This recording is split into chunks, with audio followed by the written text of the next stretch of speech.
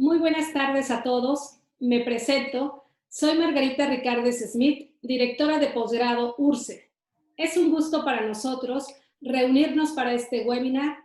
Nos hubiese encantado recibirlos y saludarlos en nuestras instalaciones como en ocasiones anteriores.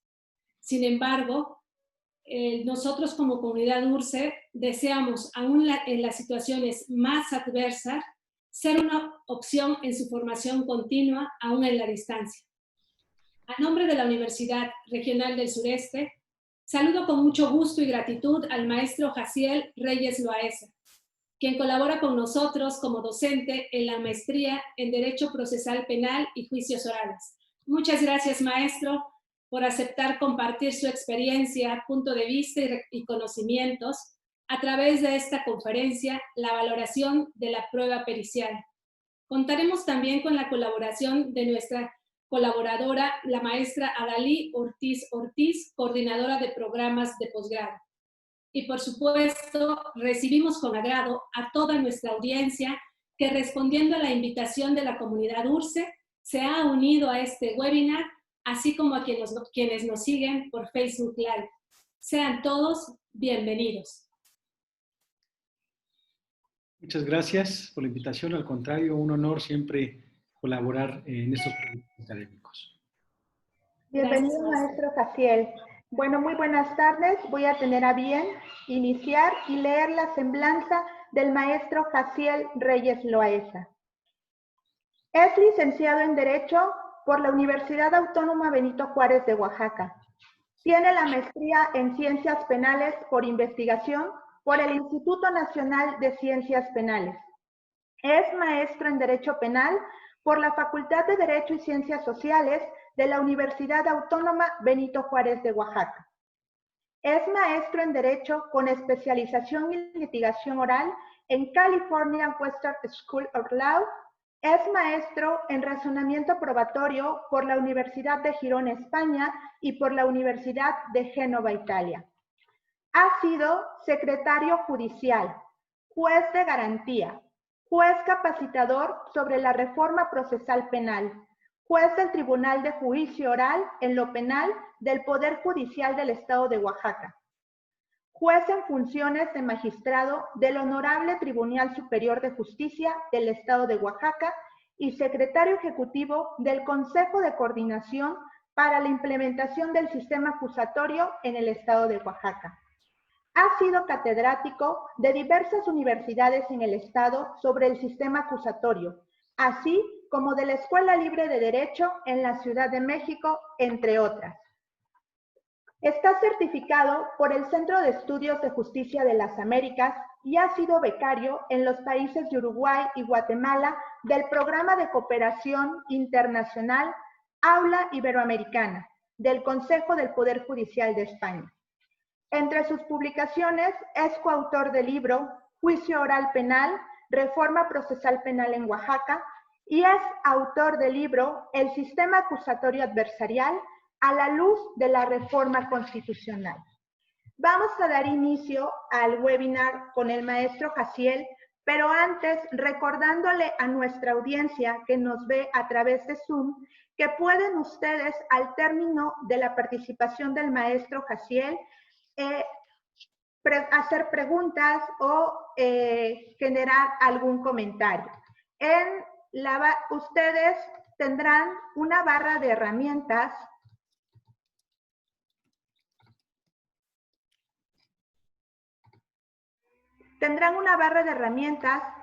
en la cual podrán visualizar dos aspectos: levantar la mano y hacer preguntas y respuestas.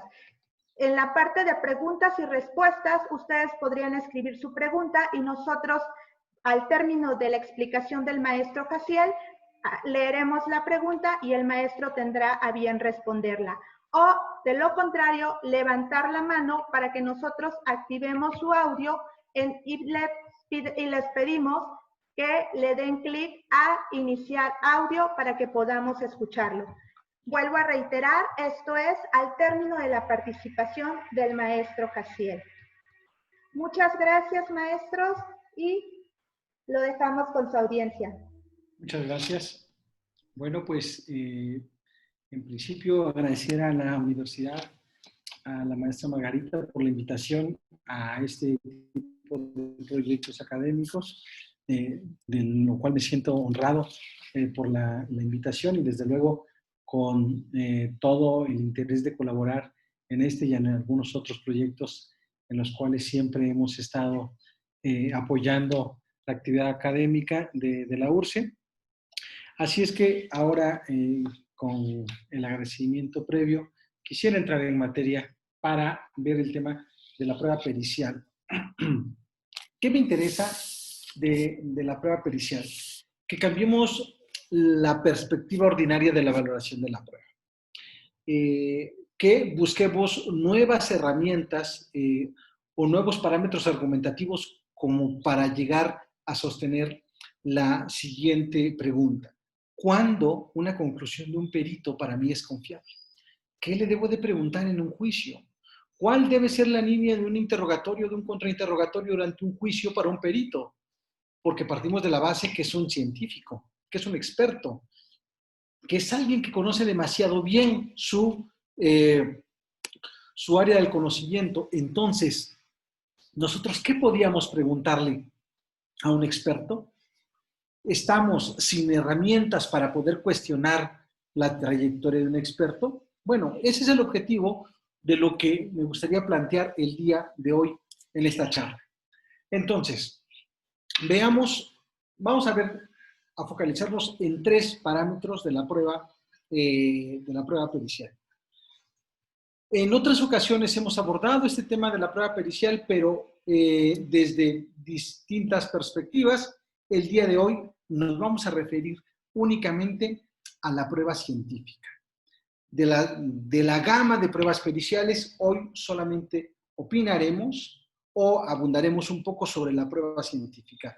Por tanto, haremos a un lado las otras pruebas periciales que pudieran presentarse. Por ejemplo, aquellos expertos que sin ser científicos pueden llegar a opinar. Ejemplo, no sé, alguien que domine un arte, un oficio, en el cual tenga profundo conocimiento o habilidad de ese oficio o del arte de que se trate, sin que sea un científico. Así es que el día de hoy vamos a hablar un poco o a focalizar un poco en las pruebas periciales científicas. Traigan a la mente, por ejemplo, una prueba pericial química, una pericial genética, una pericial sociológica, una pericial en materia de dactiloscopía, una pericial en criminalística, una pericial en criminología, una pericial en dactiloscopía. Todas estas las ubicamos dentro de la gama científica. ¿Por qué? Porque todas ellas están regladas. Todas ellas están formalmente establecidas como una rama del conocimiento, como una rama de la ciencia. Piensen, por ejemplo, en algún perito legista, un perito médico legista. Piensen, por ejemplo, quizás en un perito psicólogo. Piensen, por ejemplo, a alguien más especializado en el ámbito médico. Piensen en un experto en nefrología, hematología, no sé, un trasplantólogo, en fin, cualquier rama del ámbito médico.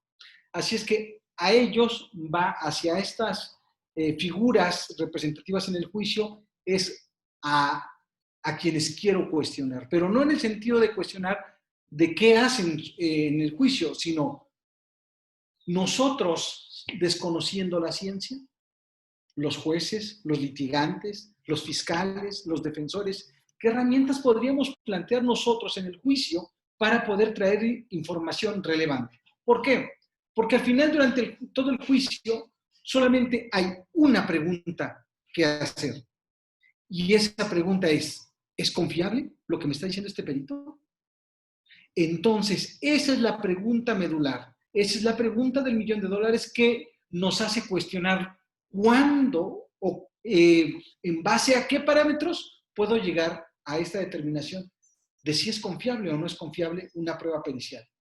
Así es que esto es lo que vamos a plantear el día de hoy.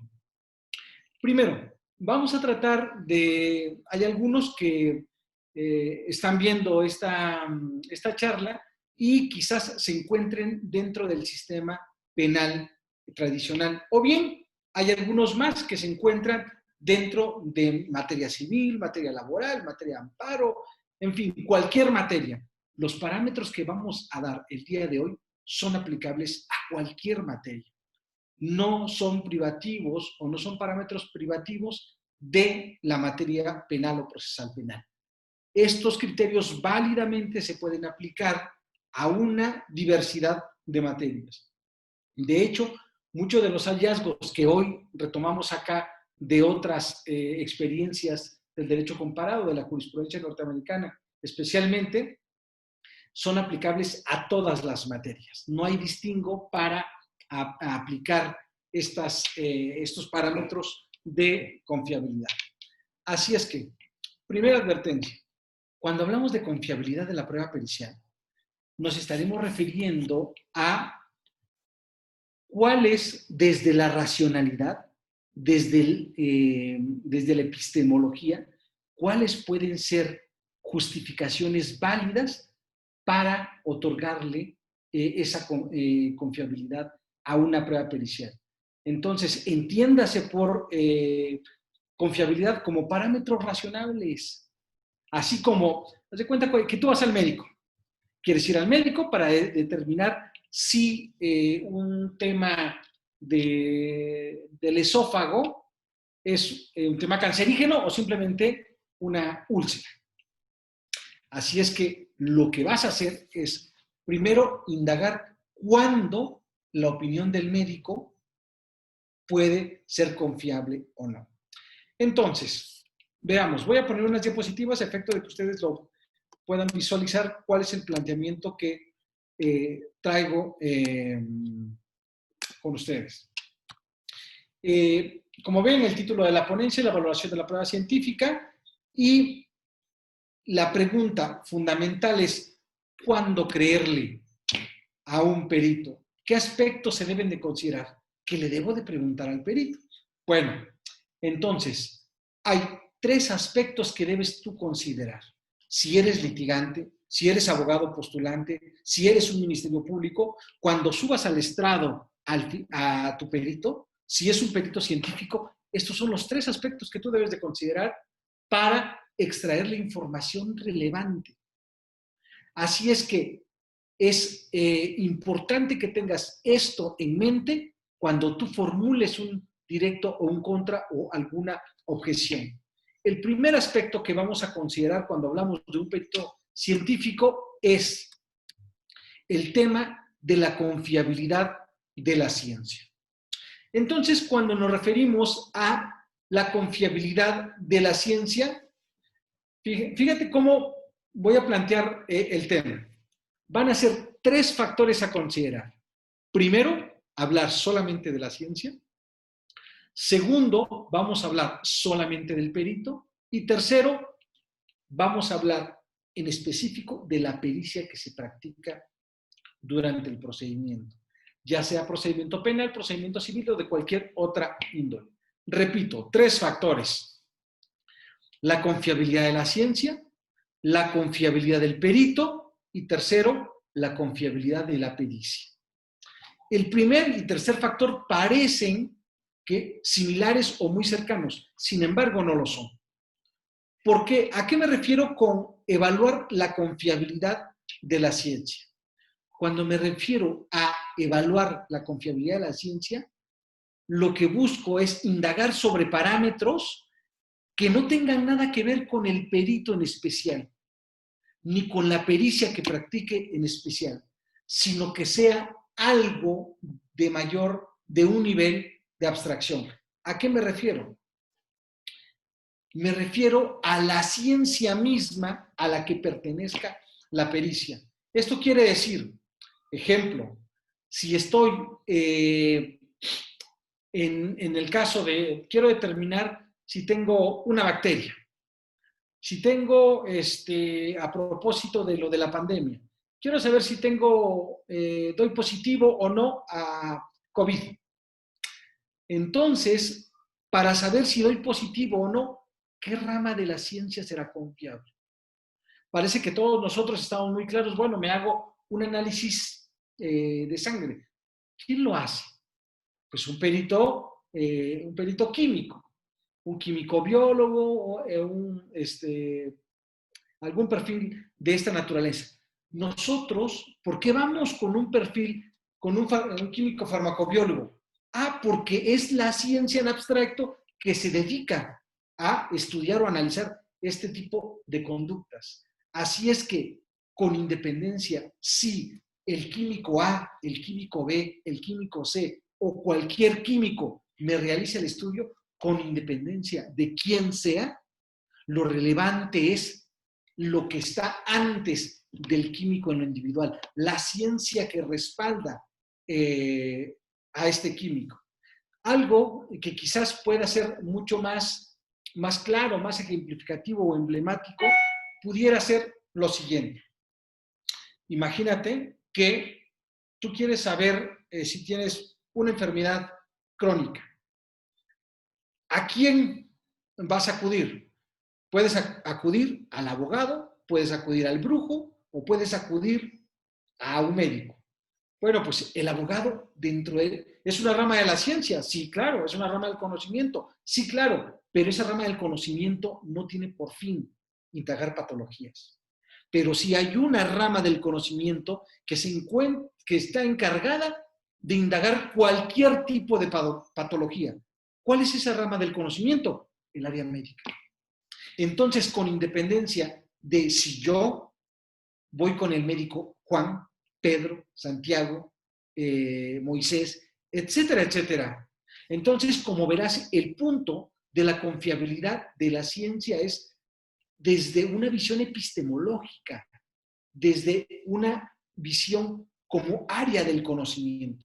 En otras palabras, hay un área del conocimiento que puede darnos información confiable. Hay un área del conocimiento que nos pueda dar información confiable de patologías. Sí, está el área médica. Hay un área del conocimiento que nos pueda dar información confiable sobre estados emocionales. Sí, ahí está el área psicológica. Hay un área del conocimiento que nos pueda dar información confiable de números y sus derivaciones. Sí, ahí están las ciencias exactas. Hay un área del conocimiento que nos pueda determinar información confiable para ver cómo se origina una reacción química. Ahí están los expertos en esa materia. Entonces, cuando hablo de la confiabilidad de la ciencia, me estoy refiriendo a la confiabilidad en abstracto, a la confiabilidad de una rama del conocimiento.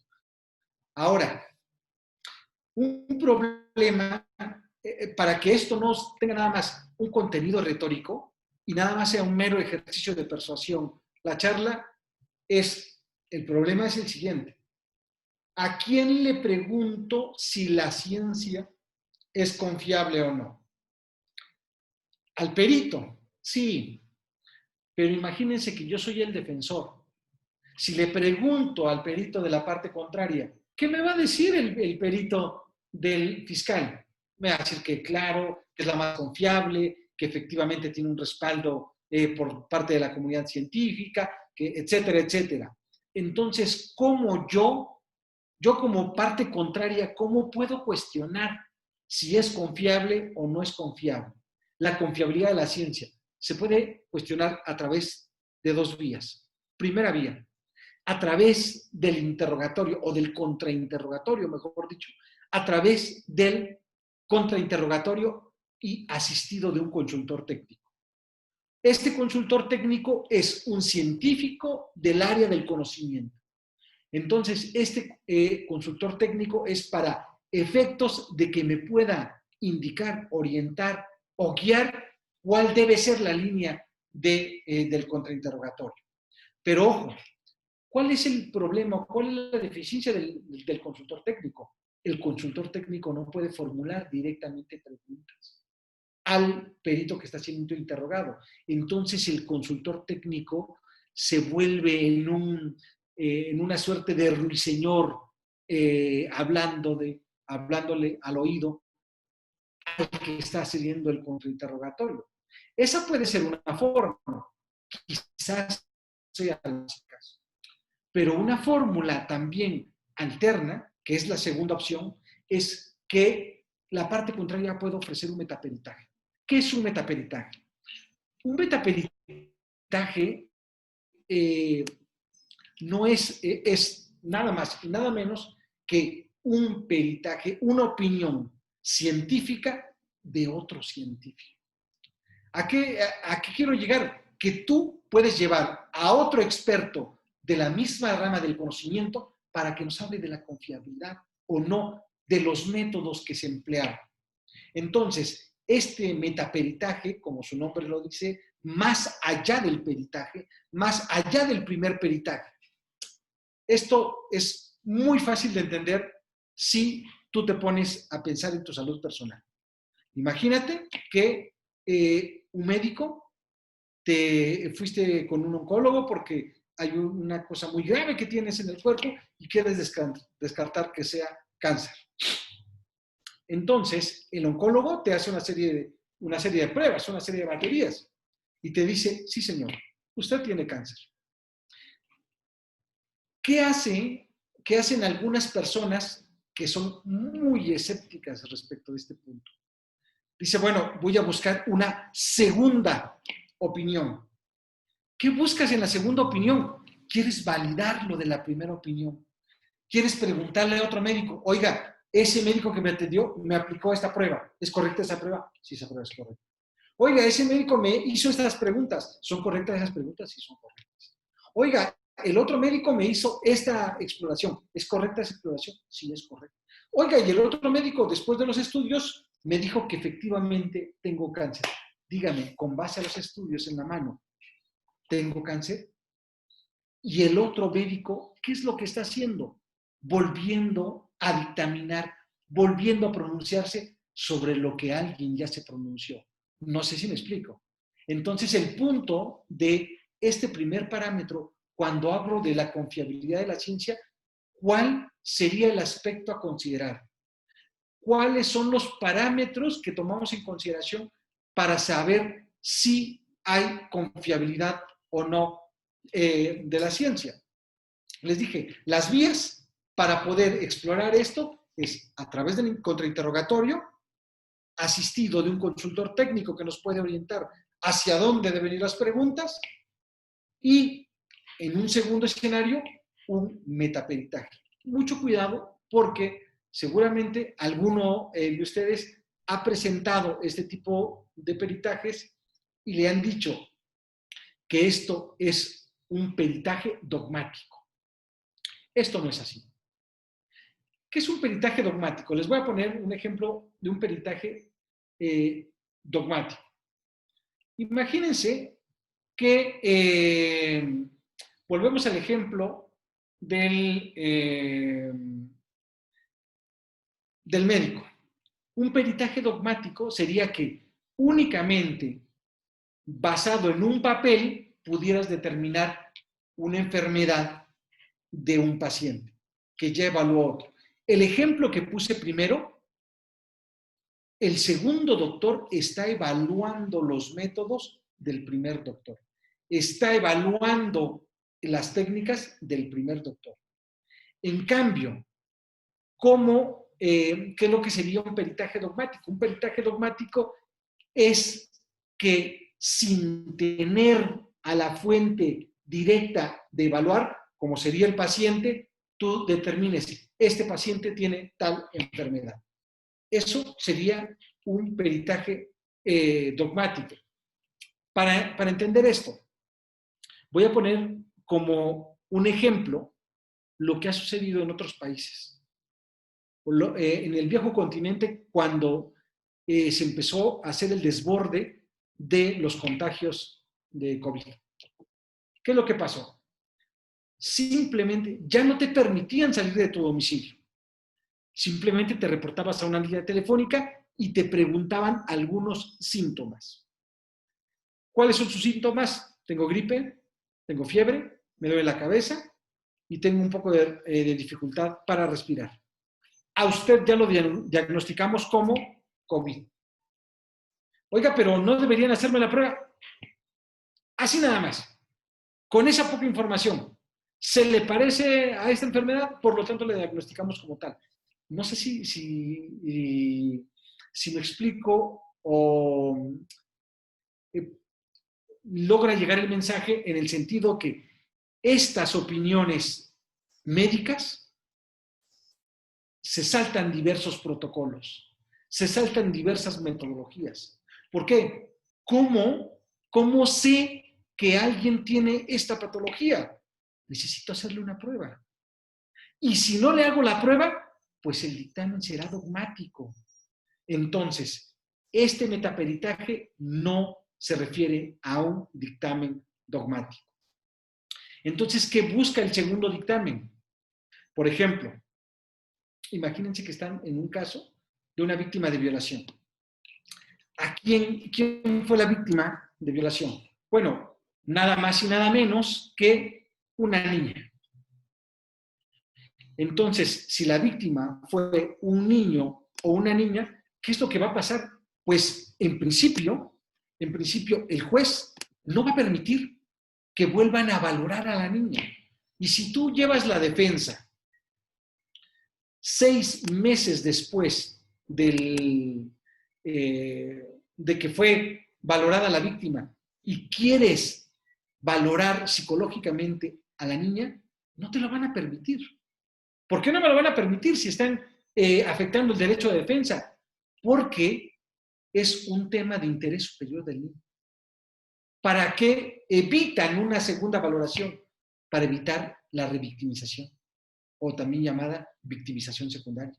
Por esta razón, si ya no puedes volver a practicar un peritaje, ¿qué es lo que te queda? ¿Qué puedes hacer? Un metaperitaje. Pero ojo, el metaperitaje no es para evaluar de nuevo a la niña. ¿Por qué? Porque no puedes evaluar a la niña sobre la base de su pura declaración. Tendría el nuevo psicólogo que evaluarla, entrevistarla N cantidad de veces. Entonces, en este caso, el metaperitaje no es para evaluar a la niña, sino para visualizar, para opinar qué tanto estas opiniones que dio el primer psicólogo se aplicó, primero, la metodología confiable. Segundo, una técnica que sea reconocida en la comunidad científica. Tercero, que esa técnica dentro del universo de técnicas sea la más confiable, que tenga el menor margen de error. ¿Cuál es el margen de error que existe por parte de la comunidad científica para saber si hay aceptación o no hay aceptación? Entonces, esto puede ser indagado a través de estas dos vías. Pero bueno, volviendo al punto, cuando hablamos de la confiabilidad de la ciencia en abstracto, de una ciencia del conocimiento, necesitamos aterrizar en diversos ejes temáticos toda esta confiabilidad de la ciencia. ¿A qué me refiero? No se va a cuestionar así nada más de la ciencia en abstracto, sino cuáles son los ejes temáticos que pueden impactar en la confiabilidad de la ciencia. Ejemplo, esta teoría o técnica ha sido o podría ser probada. Entonces, primero lo que tienes que hacer es analizar, sacar información del perito o del metaperito en el sentido de que esta teoría pudo haber sido practicada antes. Un ejemplo muy típico de esta circunstancia es en el ámbito psicológico. Hay una prueba que por sus siglas utilizan la técnica del CBCA. Y esta técnica de CBCA, ¿qué es lo que busca indagar? No un estado emocional.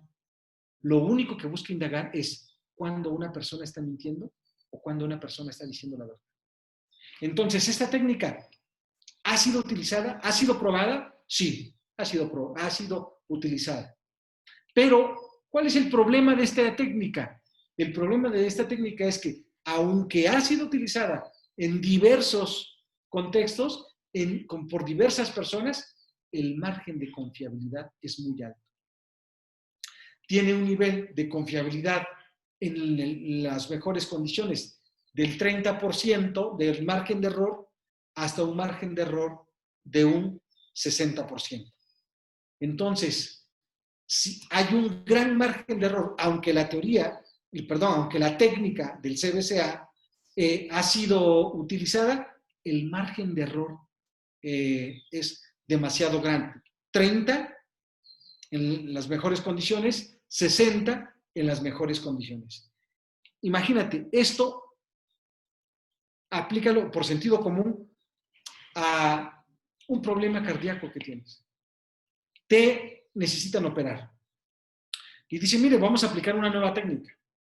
Lo que sí el margen de error es de 30% mínimo, 60% máximo. ¿Qué te están queriendo decir? Que posiblemente no salgas de la operación vivo. Entonces, el margen de error es muy alto. Y el doctor te dice, usted decide si quiere operarse. Pero sabiendo un margen de error de esa magnitud, obviamente que alguien en su sano juicio no se atrevería a hacer una operación. Bueno, entonces, alguien en su sano juicio no puede tomar esta prueba pericial como confiable, aun cuando venga de un experto, aun cuando venga de un científico, aun cuando venga de un psicólogo. ¿Por qué no? Por los altos grados o por los altos márgenes de error que puede tener esta opinión. Pero ¿qué otra cosa importa en la confiabilidad de la ciencia? No solamente si la teoría o técnica ha sido probada, sino cuáles son sus márgenes de error. Estos márgenes de error es fundamental que ustedes tengan presente que cuando están frente a un científico no siempre les puede decir que el margen de error es de 20%, 5%, 10%, 50%, 80%. No siempre, porque no todas las ciencias, el ámbito científico no siempre maneja márgenes cuantitativos. Por ejemplo, en el aprendizaje, imagínense ustedes, son egresados de X licenciatura. ¿Qué nivel de formación tiene? Tiene el 90% de formación y tiene un déficit de 10%. No podemos probar eso. Entonces, cuando no pueden determinarse los márgenes de error de manera cuantitativa, es decir, por porcentajes, lo único que se puede determinar es márgenes de error de manera cualitativa, no cuantitativa, sino cualitativa.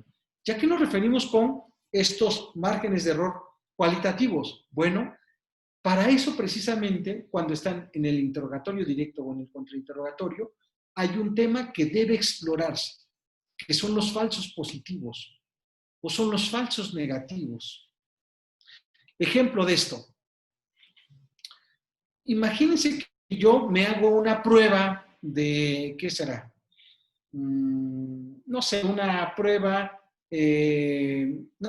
química en materia de roisonato de sodio, para saber si existen restos de bario y plomo en las manos, para eventualmente poder inferir si tuvo acceso a pólvora y, en vía de consecuencia, que haya podido disparar un arma de fuego. Entonces, con esto en mente, un perito químico, si ustedes van y le preguntan a un experto en materia química que cuándo podría salir positivo, un falso positivo, ¿qué es un falso positivo?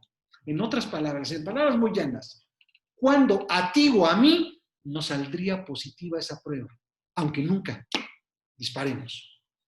O sea que a mí y a ti nos puede salir esa prueba positiva, aunque nunca hayamos accionado un arma. Sí, fíjate que sí.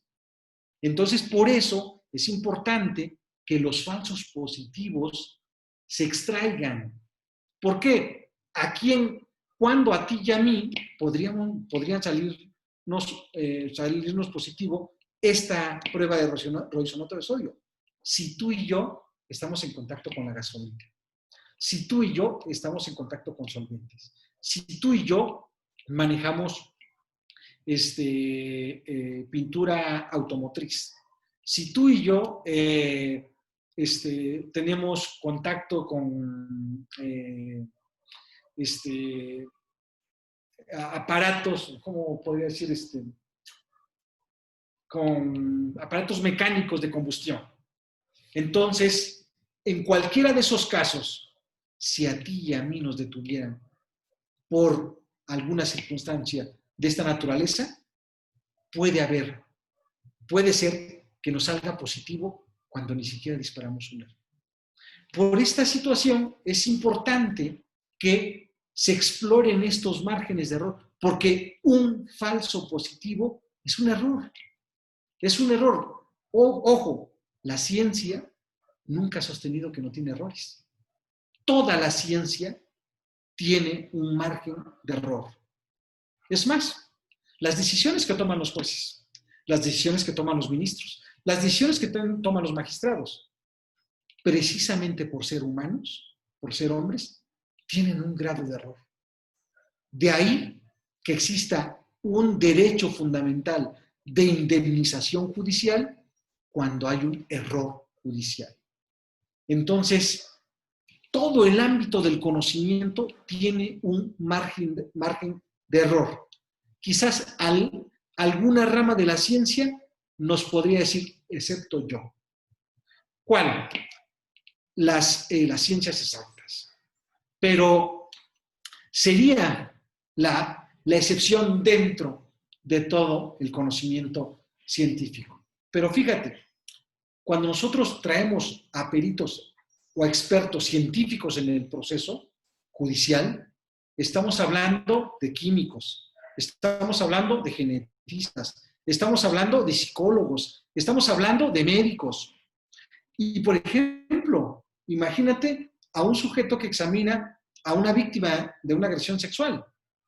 Si te dice, bueno, sí tiene una afectación emocional, dígame cuál es el grado de error. No te puedo decir si tiene un estado de un estrés postraumático agudo o leve, pero dígame qué tan leve, en una escala del 1 al 100. No te puedo decir una escala del 1 al 100. Simplemente te puedo decir que es leve.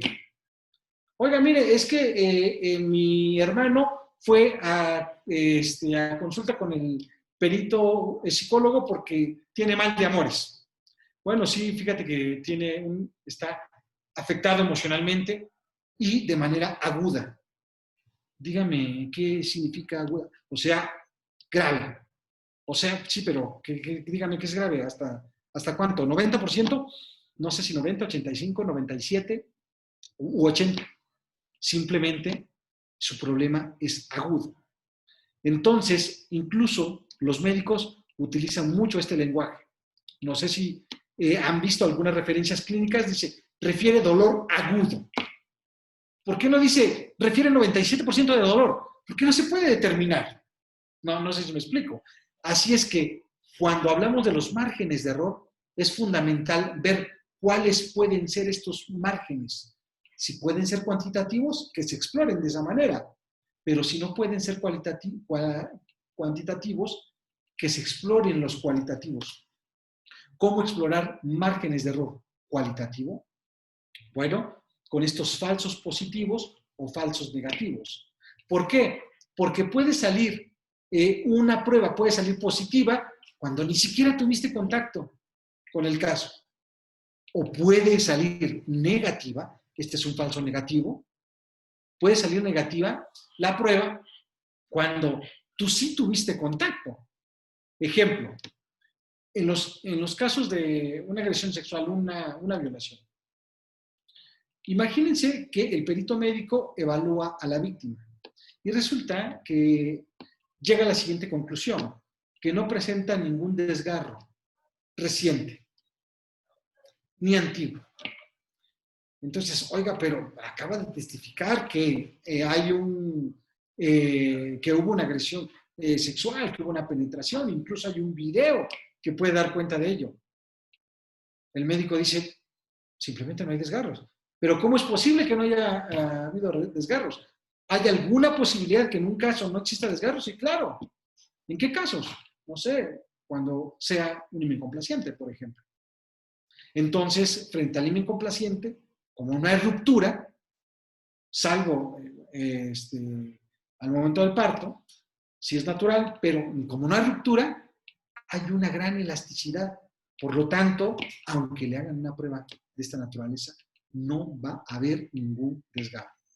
Así es que estos falsos positivos o falsos negativos son fundamentales para saber qué tan confiable. Porque cuando te están hablando de falsos negativos, simplemente te están mandando un mensaje, cuidado. Cuidado porque no te vayas a equivocar, pues. ¿Por qué? Porque el falso positivo es que posiblemente concluyas que sí es el responsable, pero ya escuchaste que puede haber salido positivo por otras causas distintas al delito. Entonces, estos son algunos de los parámetros que deben de explorarse al respecto. Por eso, cuando vemos esta imagen, nuestra primera imagen a la izquierda, tiene el contenido de lo que en la jurisprudencia norteamericana se define como el estándar Frey. Y Frey se refiere enfáticamente a la aceptación de la comunidad científica. Por eso, el experto que está opinando en la imagen hace referencia que su teoría no tiene aceptación de la comunidad científica. Entonces, no solamente, si no tiene reconocimiento de la comunidad científica o aval de la comunidad científica, no es confiable como una prueba científica. Y después del criterio Frey, que en la jurisprudencia norteamericana se avanzó a un criterio que hasta el día de hoy se utiliza, que es el estándar Dover, hace la referencia a que en Dover no solamente basta que seas un científico tú, sino que exista un aval de la ciencia, que exista confiabilidad de los métodos, que sea publicada esa técnica, esa nueva técnica, que sea revisada por sus pares. ¿Para qué es que sea revisada por sus pares? Para efectos de que exista este apoyo de toda la comunidad científica. Por eso, estos 4 ejes temáticos pueden o deben ser explorados para determinar cuándo una prueba es confiable o no es confiable. Entonces, aquí tenemos si la teoría ha sido probada, qué tanto la acepta la comunidad científica, estos métodos que se utilizan son confiables, cuáles son los márgenes de error. Entonces, el interrogatorio o el contrainterrogatorio que se haga un perito experto debe explorar al menos algunos de estos parámetros para efectos de poder saber si debo confiar o no en la ciencia en lo general. ¿Debería yo confiar en un químico, en un químico farmacobiólogo para hacer una prueba de COVID? Parece que sí. ¿Por qué sí? Porque en términos abstractos, ellos son los que toman estas muestras. Porque imaginemos que es una muestra sanguínea, ellos son los que con la mayor diligencia toman la muestra, procesan la muestra, analizan la muestra. ¿Y cómo sabemos que ellos son la comunidad experta que debe opinar? Porque hay una comunidad nacional e internacional de ese ámbito del conocimiento. ¿Y cuáles son los métodos confiables? Bueno, extraen sangre, extraen saliva, extraen mucosa, etcétera, etcétera. ¿Y cuáles son los márgenes de error? Porque eventualmente puede existir un margen de error. Por ejemplo, ni la pericial genética, que es una de las pruebas periciales más confiable, podemos sostener que tenga un 100% de confiabilidad. Así es que dudemos mucho de aquellos peritos, o dudemos un poco de aquellos peritos que sostienen que no tienen ningún margen de error, porque entonces no se reconocen como científicos, porque la ciencia siempre tiene eventuales márgenes de error. Pero bueno, esto solamente es un parámetro de los 3 que he querido abordar con ustedes. Este sería el parámetro de la confiabilidad de la ciencia en abstracto. Pero esto, la verdad que no se ha trabajado mucho en el desarrollo del juicio y se debería trabajar aún más. ¿Qué otro punto debo de tomar en consideración? Bueno, pues si antes hablamos de la confiabilidad de la ciencia en abstracto, ahora hablemos del perito. Otro aspecto a considerar es la experticia del perito. Es decir, qué tantas credenciales, qué tanta trayectoria, qué tanta experticia, qué tanta experiencia, qué tanto conocimiento, qué tanta destreza, qué tanta habilidad tiene el perito. Pero él, en lo particular, imagínate que tienes un problema grave, gravísimo de salud de tu hijo. Y aquí tienes 200, 300 pediatras aquí en Oaxaca. Pero te dice, mira, el mejor pediatra de México lo vas a encontrar en Ixtlán de Juárez. ¿Por qué? Siendo el mejor pediatra decidió instalarse ahí. Entonces, como sabes que es un tema delicado de tu hijo, tú buscas al mejor. Oye, pero en abstracto todos los pediatras deberían saber lo mismo. Sí, pero ese tiene mayor habilidad, mayor experiencia, mayor conocimiento de casos, mayor, etcétera, etcétera, etcétera, etcétera, etcétera. Entonces, cuando evaluamos este segundo aspecto, esto sí lo hacen muchísimo en el juicio. Los fiscales, los defensores tienen toda la experiencia del mundo respecto de este punto. Siempre cuando ustedes escuchen, es que estoy acreditando al perito o trato de desacreditar al perito, lo que buscan es la experticia del perito. Entonces, por eso, precisamente, en las imágenes puse a expertos. Por un lado, cada uno de ellos son una verdadera autoridad en el ámbito del conocimiento de lo que opina. Así es que, en este caso, no es que la persona que está haciendo el experimento, no es que no lo pueda hacer nadie más. Hay cientos o miles de esos expertos, pero esta persona o estas personas son las más diestras en su ámbito de conocimiento. Por su trayectoria, por su habilidad, por su conocimiento.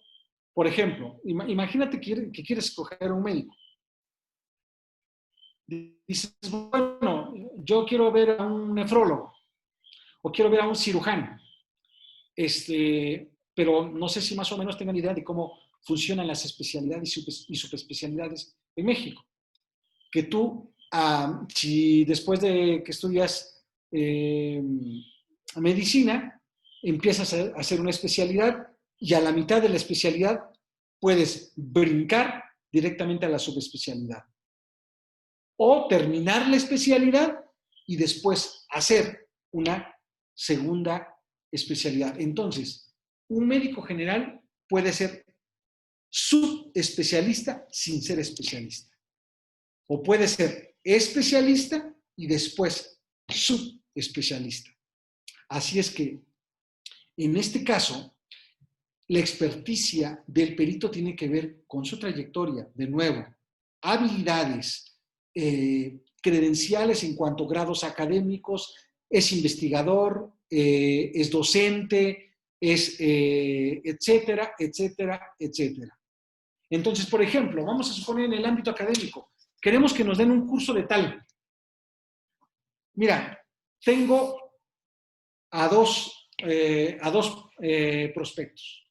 Primer prospecto, estudió la licenciatura e hizo una maestría, 2 maestrías.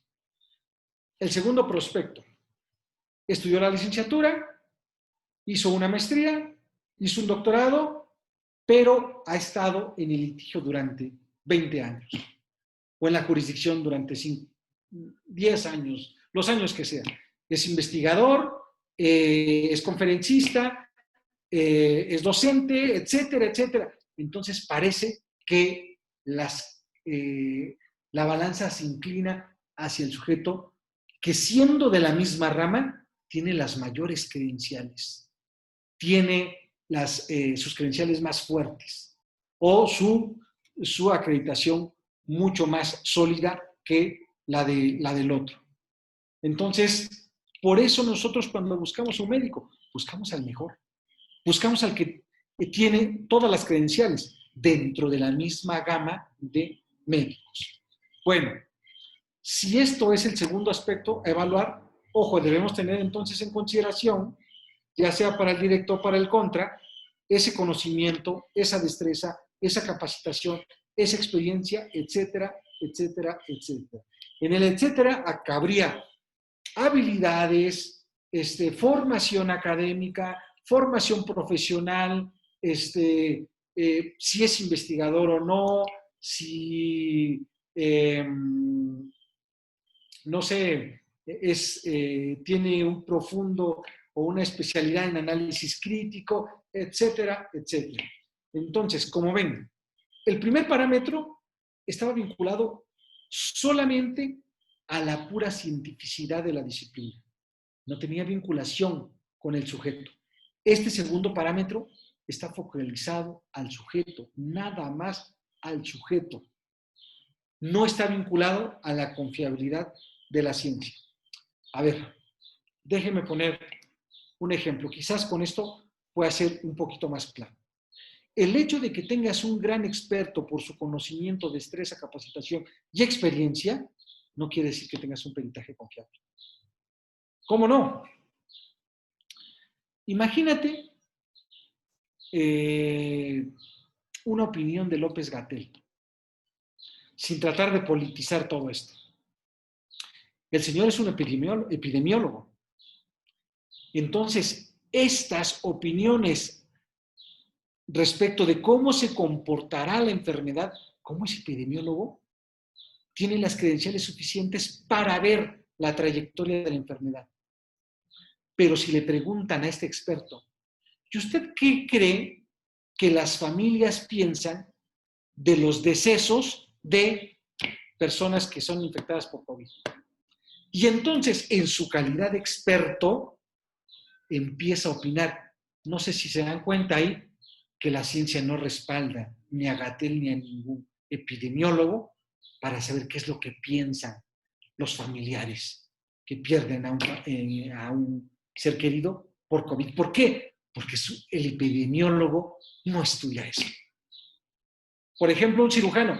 ¿Y usted qué cree que piensan las familias cuando se le muere un paciente en quirófano? Yo no sé, yo solamente abro el corazón y trato de salvar vidas. No sé qué pase después.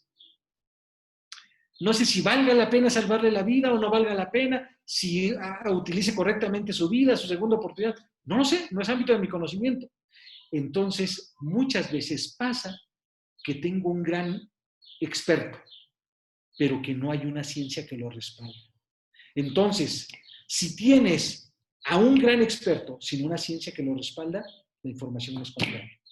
Si tienes a una ciencia que respalda un área del conocimiento, pero que el sujeto en lo particular no es experto, tampoco tienes una información confiable. Es una mezcla de estos dos parámetros, pero hay un tercer parámetro que debe ser tomado en consideración. El primer parámetro me referí a la confiabilidad de la ciencia en abstracto. Este segundo parámetro tiene que ver al caso del peritaje. Es decir, vuelvo. ¿Hay un área del conocimiento que determina las patologías de los seres humanos? Sí. ¿Hay un área del conocimiento que determina las patologías de los animales? Sí. ¿Y por qué nosotros no vamos con los veterinarios? Ah, no, porque hay un área del conocimiento que los veterinarios ven a los animales y los médicos ven a los humanos. Ambos analizan patologías, pero una del reino animal y nosotros, aunque pertenecemos a ese reino, pero está focalizado a los seres humanos. Entonces, vean cómo de manera empírica nosotros hacemos todos los días durante nuestra vida el desarrollo o el análisis de estos aspectos que estoy haciendo referencia. Segundo, cuando vas al médico, ¿a qué médico quieres acudir? Al mejor. Es que mire, ya estoy perdiendo la vista, ya no veo bien. Ve con un oftalmólogo o alguien de esa área del conocimiento, pero quiero que me recomienden al mejor. Entonces, no te estás dejando guiar, en este caso, por la pura ciencia, sino por la trayectoria del sujeto. Y el último parámetro que debemos tomar en consideración es la confiabilidad de la pericia. Ahora, en concreto, ya sé que hay un respaldo de confiabilidad científico, ya sé que el sujeto tiene todas las credenciales, pero con eso todavía no tengo una pericial confiable. Entonces, ¿qué necesito para hacer o tener una pericial confiable? Necesito analizar la práctica misma de la pericia. Como ven, el primer y este último aspecto parecen tener vinculación, pero el primer aspecto analiza la confiabilidad del área del conocimiento en abstracto. Y este tercer aspecto analiza la confiabilidad de esta área del conocimiento, pero en un caso individualizado. Ejemplo, si ustedes se preguntan, ¿hay algún área del conocimiento que ve un estado de embarazo, la evolución del embarazo? Sí, el área médica. Pero dentro del área médica, el área ginecológica. Muy bien. Como ven, hasta aquí no estoy hablando del embarazo ni de cómo va el desarrollo del embarazo de Adalí, por ejemplo. No estoy hablando de ella en particular, sino estoy hablando en términos generales. Y si yo les digo, oiga, quiero llevar a mi novia para ver si está embarazada o no está embarazada, o si está embarazada, quiero saber cómo va creciendo el niño o el producto. Entonces, imagínense que ámbito de competencia de quién es, obviamente del ginecólogo. Lo llevo con el mejor ginecólogo. Y entonces, ya estando en el consultorio, en vez de hacer un ultrasonido, simplemente se echa un poco de grasa en las manos y le soba la panza y dice, ah, sí, sin ultrasonido. Ah, sí, es varón. Ah, sí, late perfectamente su corazón. Ah, sí, etcétera, etcétera. Como ven, en este caso estoy poniendo un ejemplo absurdo totalmente, como para que ustedes tengan presente que no solamente basta un respaldo de la ciencia, ni que el sujeto tenga una perfecta trayectoria, sino también si los métodos que utilizaron en el caso de esta persona que llevé a consulta para saber cómo va su desarrollo del embarazo es correctamente evaluada, es aplicado correctamente el método. ¿Cómo sabemos si va creciendo bien el producto? Con un ultrasonido. Ese es el método. Ahora, si el sujeto no utiliza ese método, aunque sea un ginecólogo, aunque sea el mejor experto de Oaxaca, aún así no tengo una información confiable. Necesito que este médico aplique estos métodos que son confiables, pero que los aplique correctamente. Porque si un método es confiable y no lo aplican correctamente, pongo otro ejemplo, me salto de los médicos a los psicólogos. Imagínate que para determinar una patología emocional necesitas a un perito psicólogo. Y el área del conocimiento de psicología dice, con 5 entrevistas desarrolladas de tal forma, puedes llegar a esta conclusión. Eso lo dice en abstracto. Y te vas con el mejor psicólogo. Y el psicólogo empieza a analizar a la persona y dice, con una entrevista es suficiente, ¿eh? Y con eso, no, dada toda mi experiencia, con una entrevista. Oye, pero la comunidad científica avala que puedas concluir, pero siempre y cuando cuentes con estos 5 parámetros, con estas 5 entrevistas, con estas 5 técnicas. De tal suerte que la comunidad científica dice, si no se aplican estas 5 técnicas, no es confiable lo que estás diciendo. Entonces, en concreto ¿son o fueron correctamente aplicados estos métodos? ¿Sí o no? Y también otro parámetro para la confiabilidad de la pericia en lo individual es, ¿cuenta con información suficiente? ¿Con datos suficientes? Imagínense esta parte de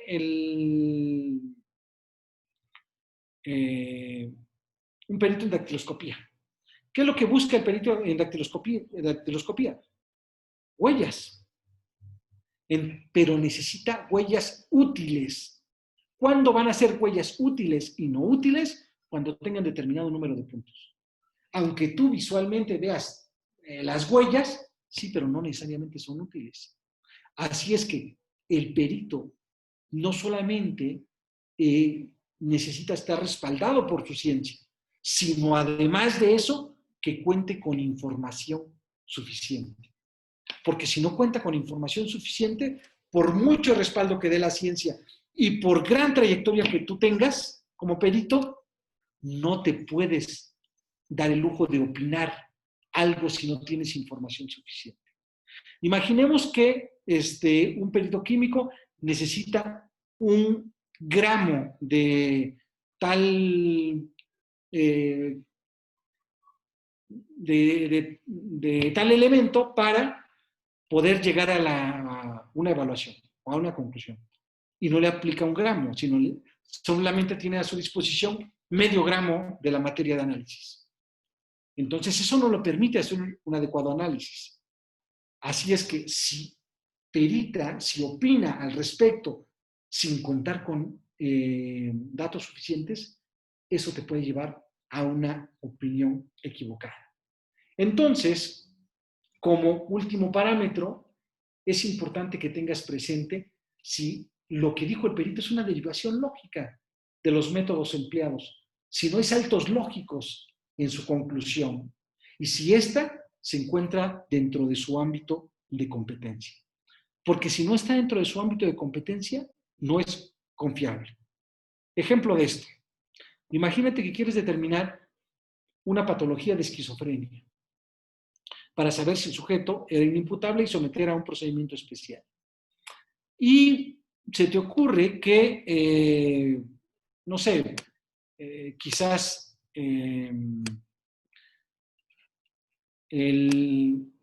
tienes a disposición o a la mano al psicólogo.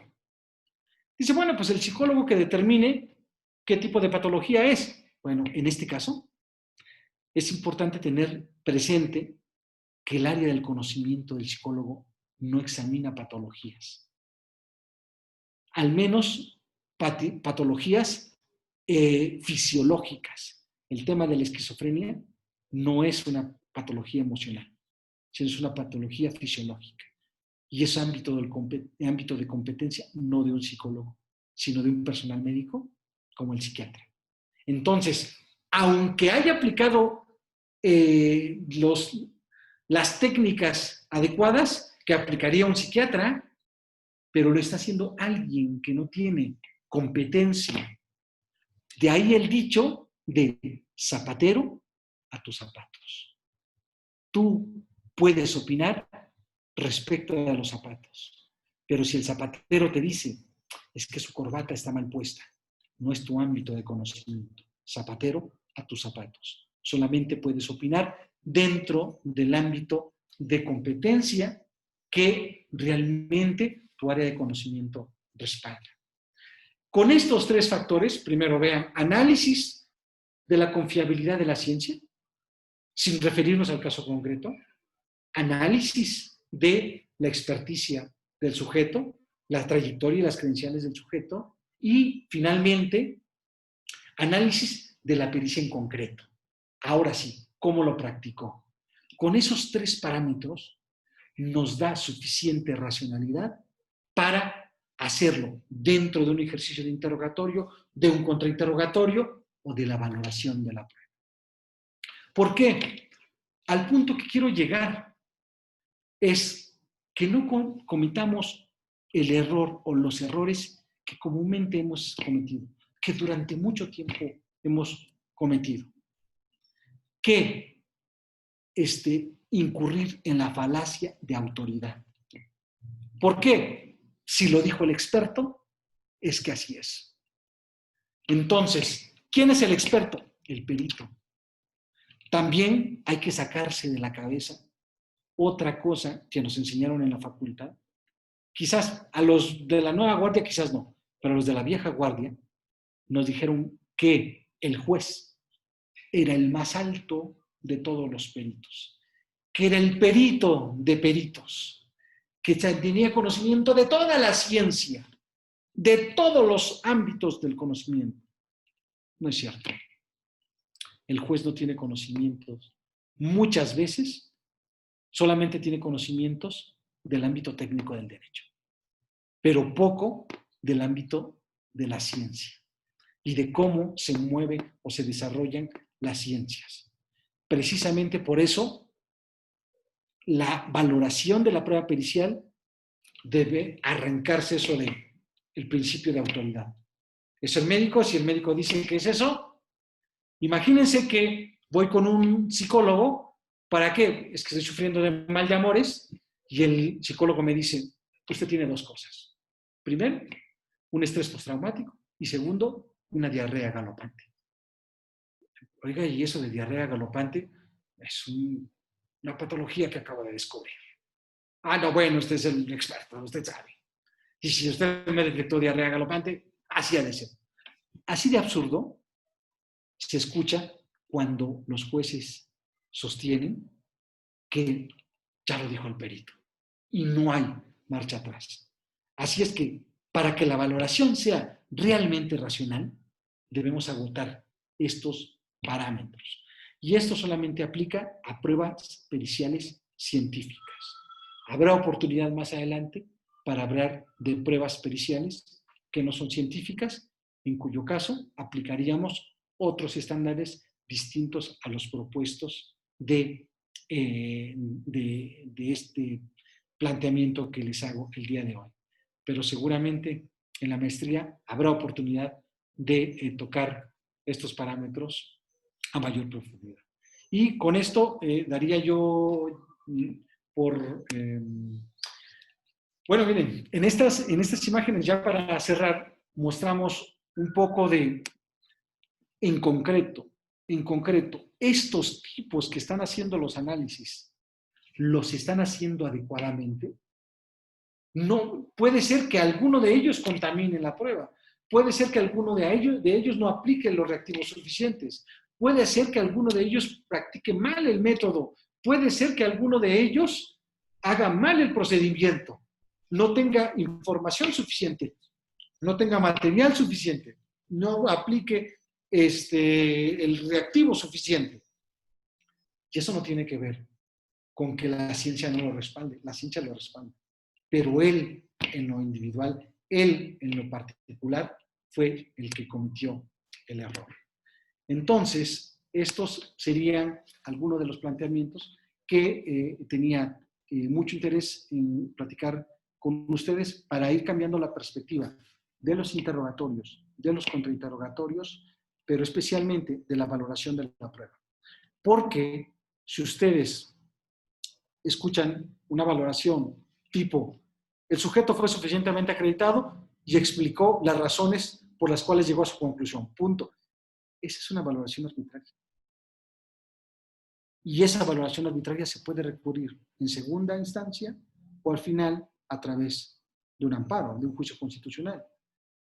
Entonces, ¿qué podemos hacer para mejorar? Estar abiertos a nuevas posibilidades argumentativas, a nuevas líneas argumentativas que busquen hacer esto simplemente más racional. ¿Por qué? Porque todo esto de la prueba tiene un solo objetivo, la búsqueda de la verdad. Así es que para llegar a encontrarla, necesitamos tomar el camino que dirija por la senda de la racionalidad. Bueno, pues muchas gracias. Voy a dar paso a las preguntas, si las hay. Y de nueva cuenta, agradecer a la Dirección de Posgrado por la invitación. Infinitamente agradecido por hacer este tipo de ejercicios posibles y por el interés en este tipo de temas. Muchas gracias.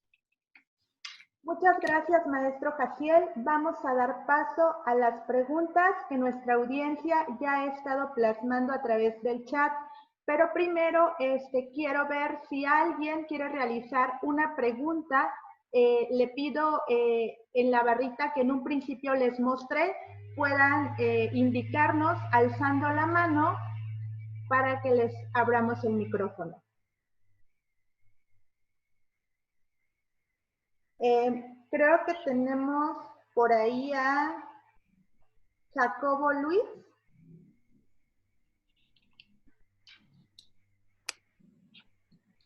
Adelante.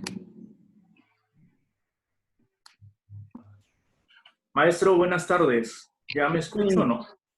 Fuerte y claro, Jacobo. Gusto saludarte, ¿eh? ¿Qué tal? Igualmente, siempre es un gusto. Gracias a Posgrado de Derecho URCE. De hecho, había mandado mi pregunta anotada, pero bueno, se la voy a repetir. ¿Existiría diferencia entre un testigo experto y un perito que van a opinar sobre un mismo tema, tomando en consideración que el testigo pudo haber presenciado los hechos y que por su calidad pudo haber emitido o puede haber emitido una opinión tal vez no sustentada en ciencias exactas, sino basada en conocimientos que ha adquirido a lo largo de los años y que sin embargo puede encontrar una mejor forma de corroborar los hechos por la relación de convivencia, por el arraigo al lugar o por cualquier otra circunstancia, ¿no?, que le permita conocer mejor las características de la víctima, el lugar del hecho, o etcétera, ¿no? Y el perito que se guía únicamente por el acceso que tiene a los datos a los datos que oran en la carpeta de investigación, pero que se encuentra respaldado por su experticia en la ciencia para emitir su opinión, ¿tendrían que valorarse bajo el mismo criterio? Máxime que ambas encuentran corroboración con otras pruebas, pero son ofrecidas para controvertir un punto. Perfecto, Jacobo. Bien. Bueno, en principio son dos fenómenos que tienen mucha cercanía. El testigo experto y el perito ordinario, por así llamarlo. Respecto del primero, ¿a quién deberíamos asumir como un testigo experto?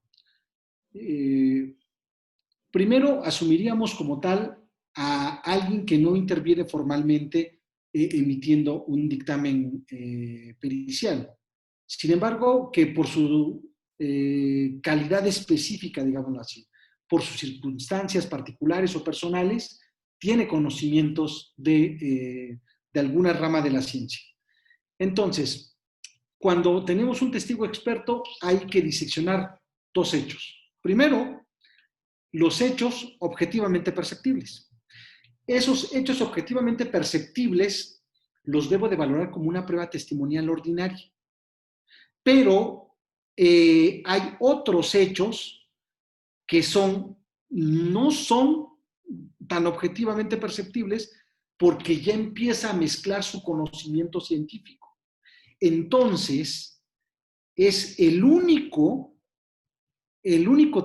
testigo cualificado que puede dar opiniones, pero solamente porque tiene una calidad específica que le otorga un conocimiento. Ejemplo, supongamos que yo soy médico y veo que alcanzo a mi hijo en la cancha y veo que otro sujeto lo está golpeando. Entonces, ya que el sujeto lo golpeó, se echó a correr, llegué, lo auxilié, y entonces empiezo a rendir en mi declaración 2 hechos. Primer hecho, llegué a la cancha, él estaba platicando con otra persona, se le lanzó con un bat, lo golpeó en la cabeza y le causó contusión, laceración, hematoma, que son lesiones que no ponen en peligro su vida y que tardan en sanar, tal. En fin, esta segunda parte, como ven, estoy haciendo una calificación de los hechos. Ahora, respecto de esta calificación de los hechos, el testigo experto en esta segunda parte debe ser valorado no como una testimonial, sino como una pericial, siempre y cuando invoque un conocimiento experto. Tendría que invocar ese conocimiento experto y de dónde le deriva todo ese conocimiento. Por eso en el examen directo indicaría, bueno, ¿y usted cómo sabe que era una contusión? ¿Cómo sabe que era una laceración? ¿Cómo sabe que era un hematoma? ¿Cómo sabía que no pone en peligro la vida? ¿Cómo sabía que tardaban en sanar más de 15 días? Y entonces el tipo empezará a hablar más de las credenciales que lo respaldan. Pero fue un testigo que casualmente, accidentalmente, estuvo presente en los hechos.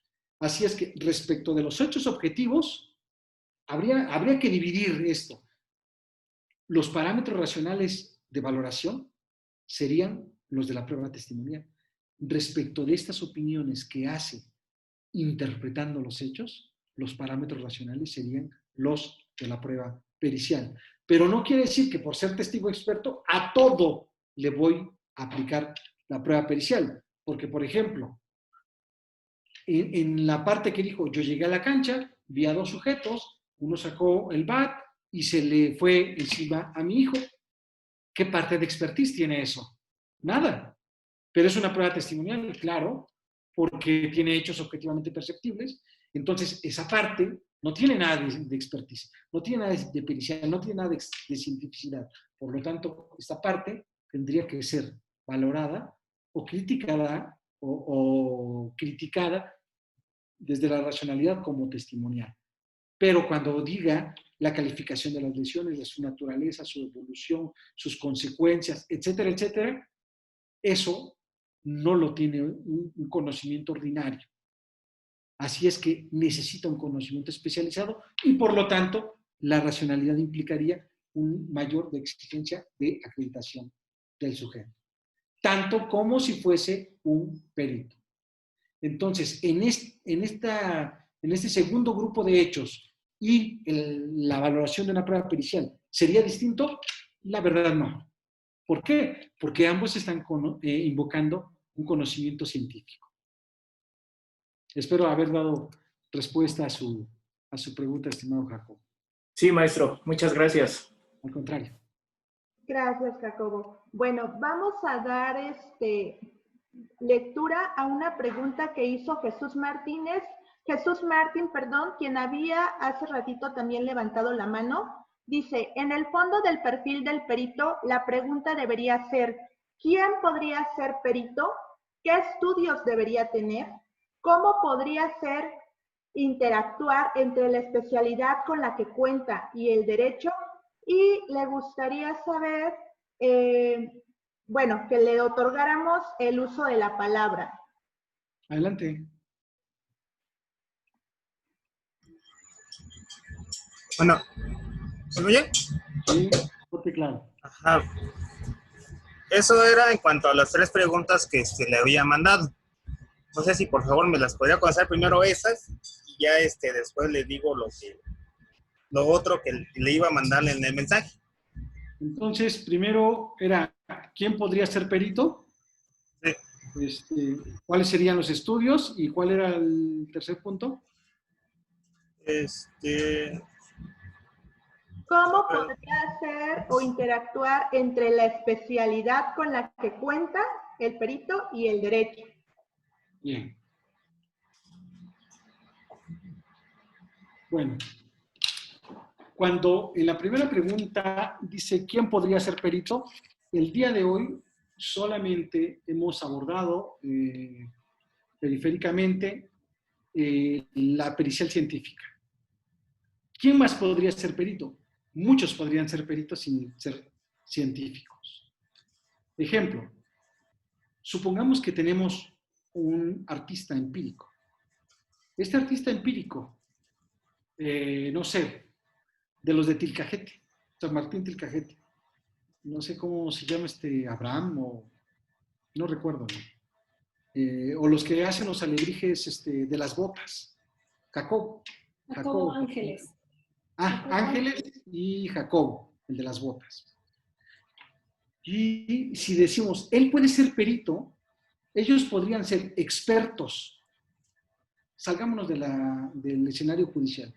Ellos podrían ser expertos, evaluadores, para dictaminar cuando una obra de arte, un intento de alebrije, podría ser de relevancia o no. Claro. ¿Por qué? Porque un perito puede ser un experto de un oficio, de una ciencia o de un arte.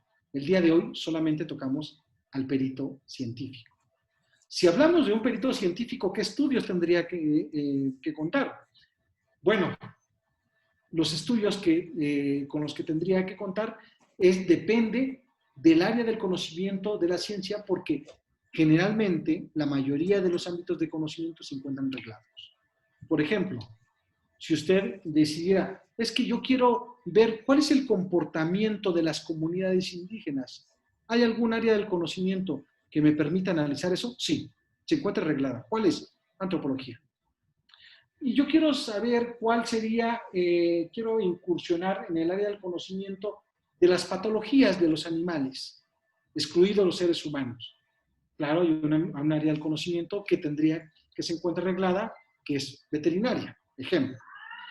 Entonces, estas son como los estudios básicos, y a partir de ahí vienen los niveles de especialización dentro de esa área del conocimiento. Por eso tenemos una infinidad de especialistas, por ejemplo, en el ámbito de los veterinarios, que ven fauna marina o fauna exótica, y algunos ven más fauna doméstica, por decirlo de alguna manera. Entonces, no podríamos acotar y señalar, bueno, tendría forzosamente que contar con estos estudios. El problema es, si la ciencia está arreglada y exige cierto nivel de estudios y no se tienen, por ejemplo, si estuviéramos en 1970 y estuviésemos en una comunidad donde no hay un perito médico para hacer una necropsia, hoy, 10 de julio de 1970, ¿quién haría la necropsia? Conforme al Código de Procedimientos Penales, el carnicero. Oiga, pero ese no es un experto. Sin duda, sin duda. Pregúntese usted quiénes eran los maestros en 1970. Aquel que podía leer y escribir. Entonces, cada que ha evolucionado el ámbito del conocimiento, podríamos decir que se exigen mayores estudios, pero el gran problema es quién tiene las mejores credenciales. Si el perito más acreditado puede ser el que tenga mayor peso, porque esa es la regla que sigue el sistema acusatorio. Si se dan cuenta, a diferencia de materia civil, nosotros hemos renunciado al perito tercero en discordia. Entonces, ¿a qué perito le creemos? ¿Al de la fiscalía o al de la defensa? A ninguno en particular. A cualquiera de los dos que tenga mayor acreditación. Entonces, ¿qué relación existe entre el conocimiento experto y el derecho? El derecho muy poco puede hacer sin el conocimiento científico. Necesario es contar con conocimiento científico. Por ejemplo, ¿cómo sabemos todos estos parámetros? Bueno, tenemos que acudir a lo que es la filosofía de la ciencia. Todos estos parámetros no son más que filosofía de la ciencia. Si queremos saber cuándo le creo a un testigo, tenemos que auxiliarnos de otra rama de la ciencia. para saber cómo funciona nuestra mente, cómo funciona nuestra memoria, cómo funcionan los recuerdos. Para eso tengo a la psicología del testimonio, a la psicología de la memoria. Entonces, ¿cuándo se puede insertar un recuerdo falso? ¿Cuándo puedes recordar algo que nunca has vivido? ¿Cómo se pueden contaminar los recuerdos? ¿Qué puede hacer el derecho ahí? Nada. Entonces, el derecho no puede avanzar como ciencia autónoma sin el auxilio de esas disciplinas. Espero haber dado contestación a sus 3 interrogantes. Muchas gracias por su valioso aporte de mis preguntas. Y para finalizar, me gustaría darle una pequeña opinión de lo que usted al principio usted estaba comentando, de poder debatir y aportar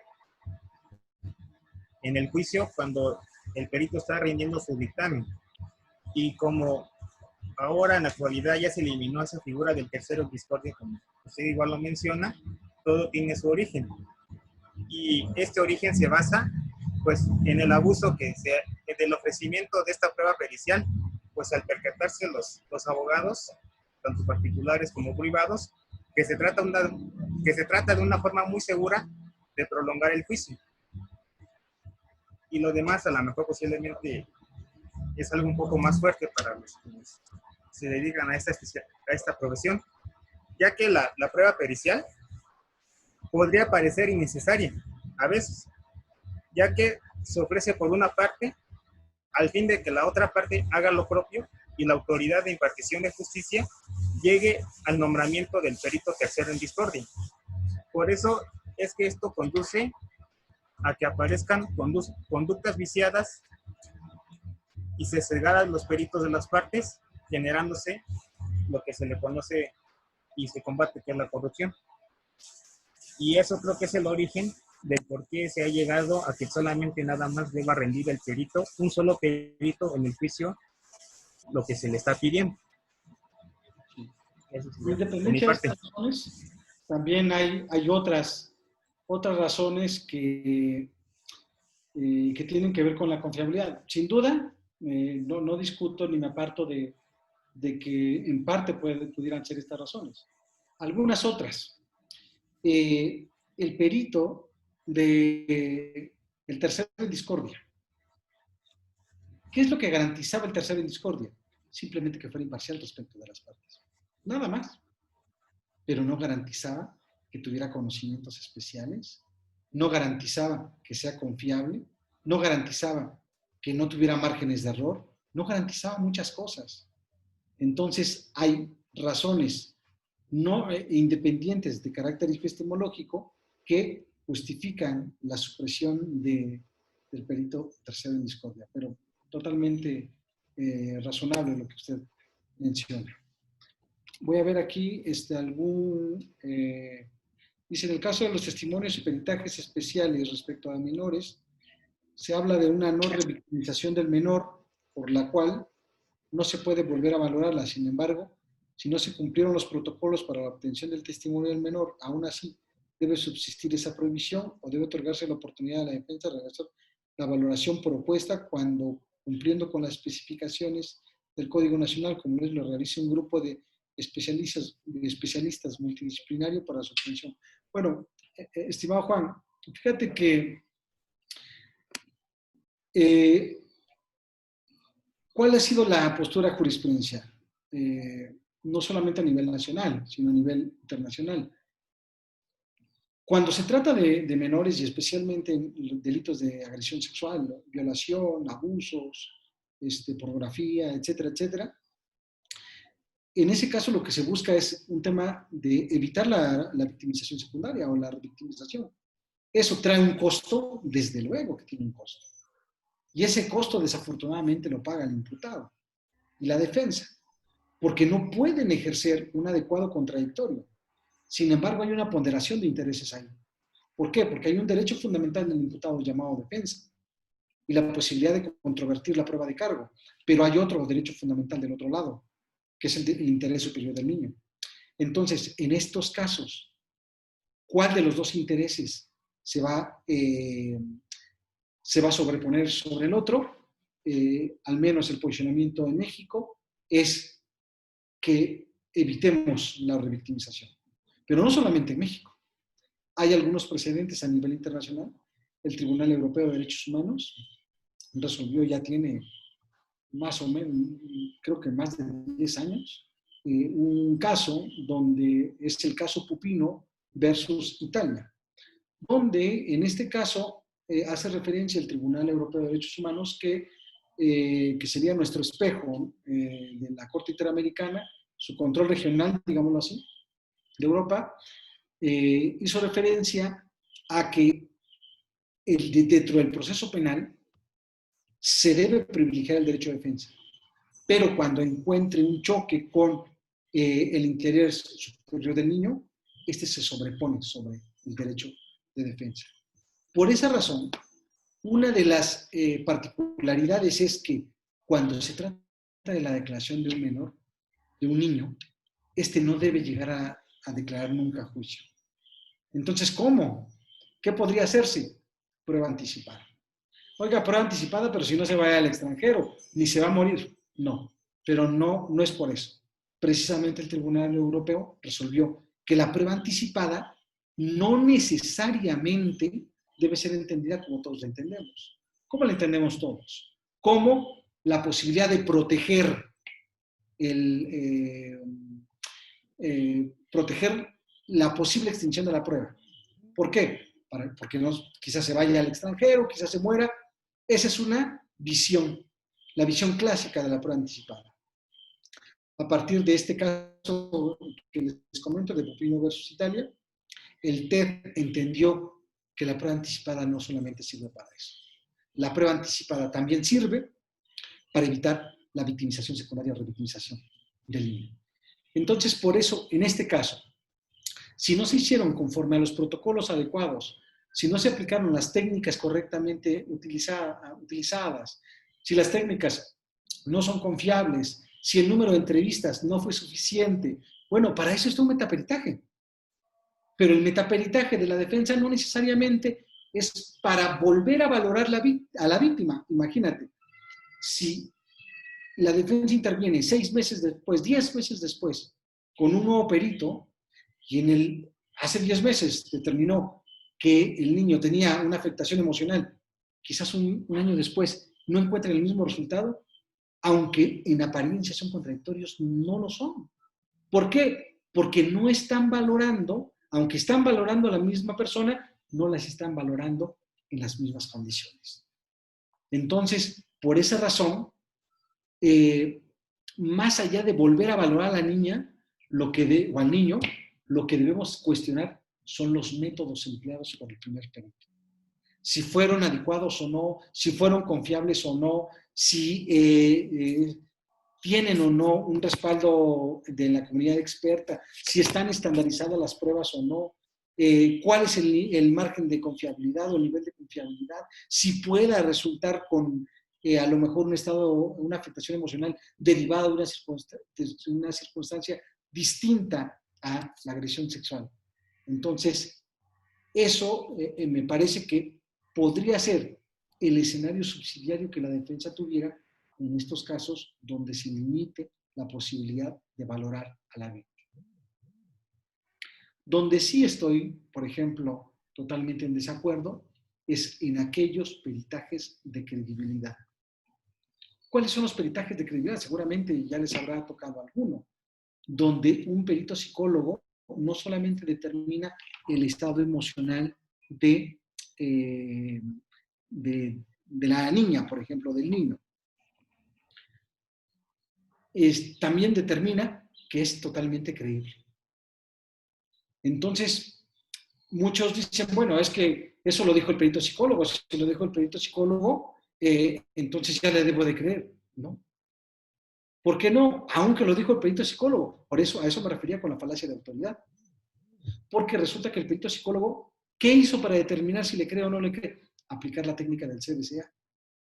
Pero justamente hemos comentado que en la comunidad científica esa técnica no tiene respaldo de la comunidad científica o de la gran mayoría de la comunidad científica. ¿Por qué no? Una razón muy poderosa. Los márgenes de error son muy altos. Entonces, imagínense que eso no se cuestiona. Porque si tú le preguntas al perito y dice, no, sí, sí es aceptable por toda la comunidad científica, ¿quién más viene a rebatirlo? Tiene que rebatir este punto otro científico que tenga credenciales suficientes y que nos hable de esta técnica, porque no lo puede invocar el juez como conocimiento privado. Entonces, por eso, en este caso, el metaperitaje me parece una herramienta muy adecuada para efectos de cuestionar la confiabilidad de la ciencia en abstracto. Espero haber dado contestación a la pregunta, Juan. Bueno, maestro, si me permite, voy a leerle unos comentarios que hacen llegar a través de nuestro Facebook Live. Dice, excelente maestro, gracias por su explicación y por cada ejemplo. Saludos y agradecida con posgrado. Damaris Márquez. María Antonieta Canseco dice, maestro Reyes, agradezco mucho su ponencia. Fue muy clara, ha realizado análisis de peritaje de colegas en psicología, encontrando efectivamente un mal uso de las técnicas y métodos. ¿Son válidos estos análisis en el proceso judicial?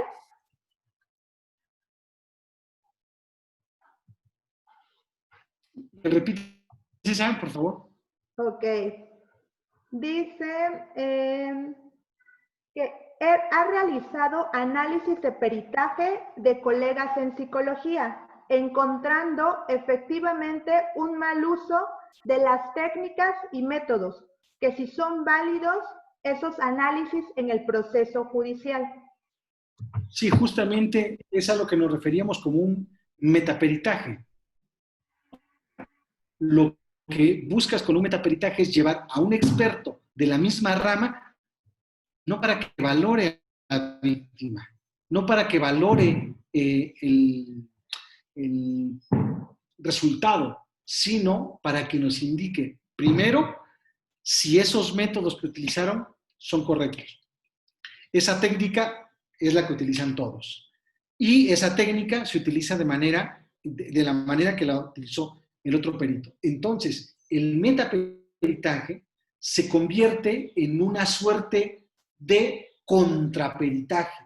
Pero ojo, nada más para cuestionar la confiabilidad de la ciencia. No sé si me explico, espero haberme explicado. Adelante. En relación a eso, Luis Cardolfo Chagoya Suárez nos pregunta, ¿cómo se solicita el metaperitaje y cómo es que se incorpora? Bien, ¿cómo se solicita el metaperitaje? Estimado Luis, un abrazo.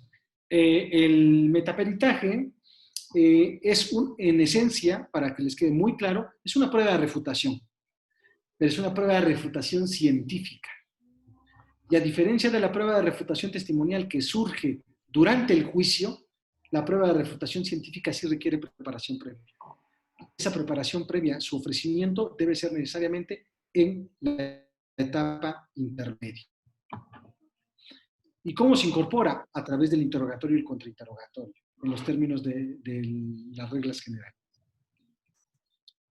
Ok. Tenemos también a Alan Cruz, que creo que quiere hacer una aportación. Nos ha levantado la mano. Adelante. Buenas tardes, ¿me escucha? Sí, Alan, te escuchamos. Buenas tardes. Primeramente, agradecer la ponencia, maestro Jaciel. Muy puntuales todas las opiniones que da, las ideas que ha expuesto. Mi primera pregunta, o una de las preguntas torales, habló usted sobre la cuestión de la pericia científica, o específicamente de las periciales científicas, que están reglamentadas en función de una profesión. En la ley reglamentaria del artículo 5º constitucional establece cuáles son esas profesiones que se requieren cédula para su ejercicio. Al menos su servidor tiene la licenciatura en criminalística y una especialidad en grafoscopía. Y en Oaxaca se da mucho de que proponen peritos en la materia de grafoscopía a arquitectos, ingenieros y otros que tienen otro conocimiento en otra rama de de otras ciencias, sin embargo, aún así se le sigue dando un valor probatorio. No sé qué opina al respecto. Sí, justamente el último punto del análisis es, el sujeto tiene las credenciales, bueno, el segundo punto, tiene las credenciales para opinar. ¿Por qué? Porque si ya la ley reglamentaria señala cuál es el perfil, es como el ejemplo que puse, ¿qué hace un psicólogo opinando de una esquizofrenia? ¿Qué hace un psiquiatra opinando de un estado emocional? Lo mismo que hace un veterinario opinando de una patología de una persona, o un médico opinando de una patología de un animal cuadrúpedo, por ejemplo. Entonces, esas conclusiones llegamos al punto que habíamos comentado. Muchas veces caemos en la falacia de autoridad solamente porque el perito es experto, tiene una cédula, pero esa cédula, ¿para qué lo autoriza? Lo autoriza dentro del ámbito de su ciencia. Una cédula no es autorización libre para hacer cualquier cosa. Sí, imagínense que un día hacemos el doctorado, ya somos doctores y nos dedicamos a recetar. Bueno, pero es que no somos de ese tipo de doctores, tenemos otro tipo de doctores, ¿no? Entonces, en el planteamiento que usted me indica, me parece que tendríamos un resultado que no es confiable. ¿Y eso qué acarrearía? A que no deba tener valor probatorio ese tipo de periciales. Sí, justamente he leído mucho al respecto con en las publicaciones de libros de la doctora Carmen Vázquez Rojas, en la cual también habla sobre la imparcialidad cognitiva o sesgo de cognición respecto de las opiniones de este tipo de peritos. Y realmente es muy puntual porque también hace referencia de que la prueba pericial, al ser fiable o al buscar la fiabilidad de la prueba, se necesita una validez científica del método, una tecnología apropiada al análisis de las evidencias o los indicios, un riguroso control de estos métodos o de estas técnicas específicas que se están aplicando al caso en concreto, y también las cualidades de formación, de conocimiento, de experiencia, de habilidad de la persona que se está proponiendo como perito, pues, ¿no? Entonces caemos en esa de la parcialidad cognitiva.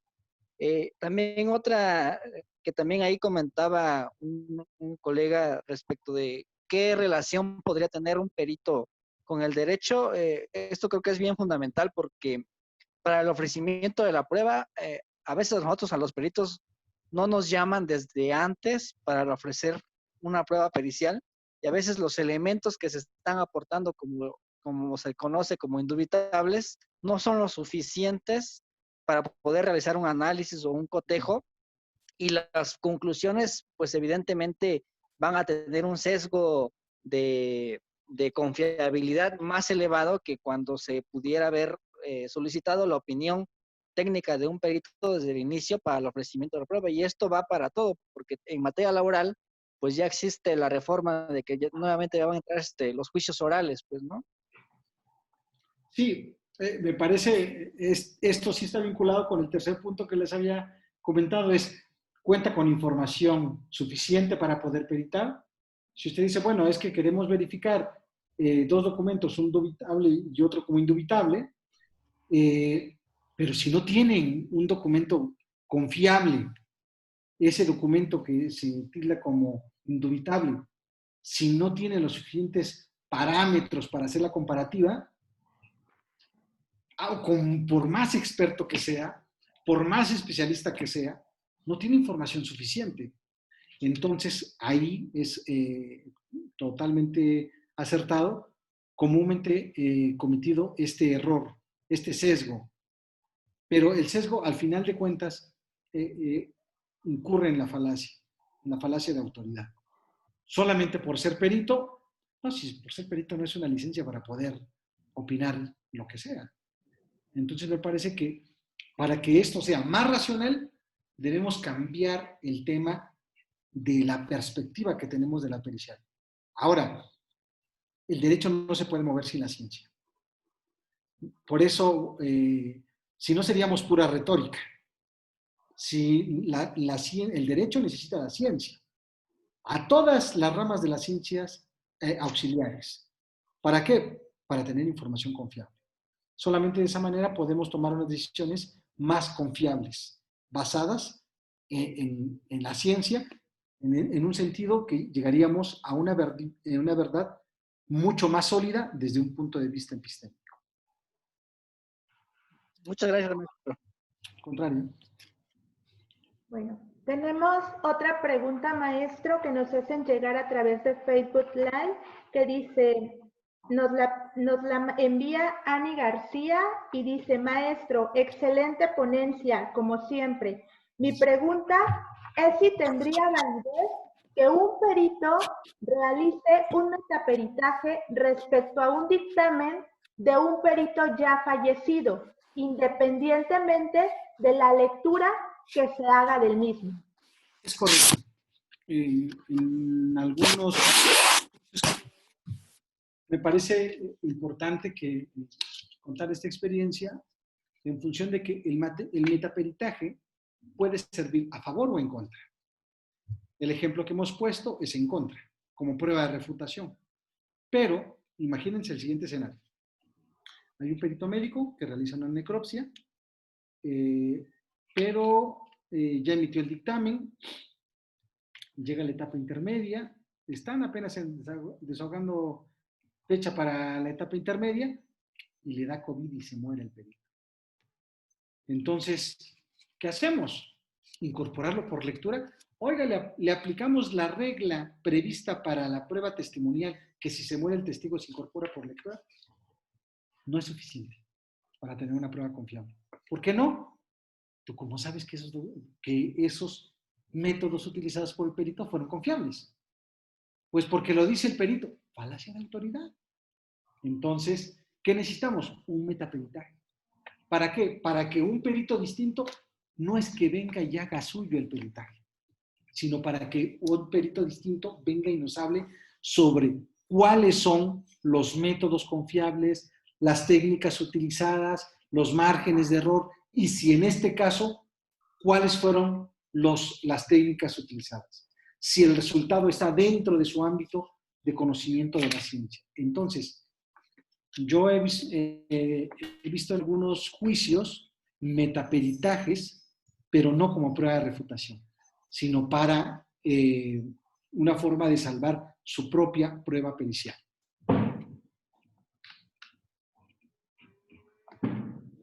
Ok. Bueno, muchísimas gracias, maestro Jaciel. En verdad que la audiencia ha escrito muchas interrogantes, las cuales las vamos a considerar y se las haremos llegar vía correo electrónico sus respuestas para ya no extender un poquito más el tiempo. Les pido solamente unos momentos para que yo les comparta una información respecto a que viene a complementar también lo que el maestro Jaciel nos hizo favor de compartir el día de hoy.